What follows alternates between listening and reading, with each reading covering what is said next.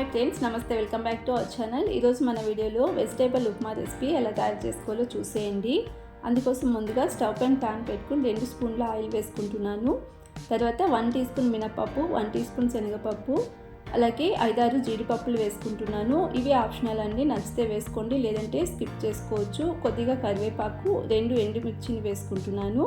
అలాగే 1/4 tea spoon ఆవాలని వేసుకుని అన్నీ కంటిన్యూస్గా వేసుకుని లో ఫ్లేమ్లోనే ఫ్రై చేసుకోవాలి. నెక్స్ట్ ఇందులోనే 4 పచ్చిమిర్చిని చిన్నగా కట్ చేసి వేసుకుంటున్నాను. అలాగే 1 ఇంచ్ అల్లాన్ని పొడుగా కట్ చేసి వేసుకుని ఫ్రై చేసుకోండి.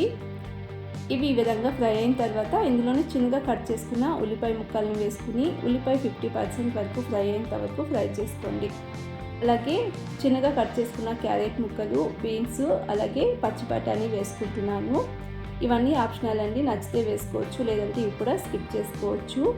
వెజిటేబుల్ ఆయిల్లో ఫ్రై అయిన తర్వాత చిన్నగా కట్ చేసుకున్న టమాటో ముక్కలను వేసుకుని ఫ్రై చేసుకోండి. టమాటో కొద్దిగా మగ్గిన తర్వాత ఇందులోనే 2 లేదా 3 టీ స్పూన్లు పచ్చి కొబ్బరి తురుము వేసుకుంటున్నాను. వీటన్నింటినీ ఆయిల్లో సాఫ్ట్ అయ్యేంత వరకు ఫ్రై చేసుకోండి. ఒక 4-5 నిమిషాలు టైం పడుతుంది. ఇవి ఈ విధంగా బాగా ఫ్రై అయిన తర్వాత ఇందులోనే 1 కప్పు ఉప్మా రవ్వ వేసుకుంటున్నాను.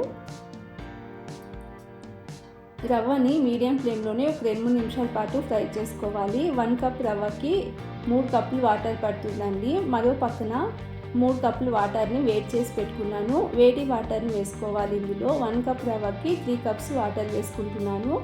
లో ఫ్లేమ్లో పెట్టుకుని వేసుకోవాలి వాటర్ని.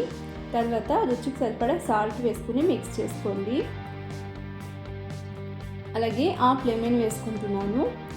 తర్వాత చిన్నగా కట్ చేసుకున్న కొత్తిమీర వేసుకుని మిక్స్ చేసుకుని స్టవ్ ఆఫ్ చేసేసుకోండి. ఉప్మా కొద్దిగా చల్లారిన తర్వాత ఒక ప్లేట్లో సర్వ్ చేసుకుంటే వెజిటేబుల్ ఉప్మా రెడీ అండి. ఈ విధంగా ఉప్మా రెడీ చేసుకుంటే ఉప్మా నచ్చని వాళ్ళు కూడా చాలా ఇష్టంగా తింటారు. చాలా టేస్టీగా ఉంటుంది. ఒకసారి ఈ విధంగా ట్రై చేయండి.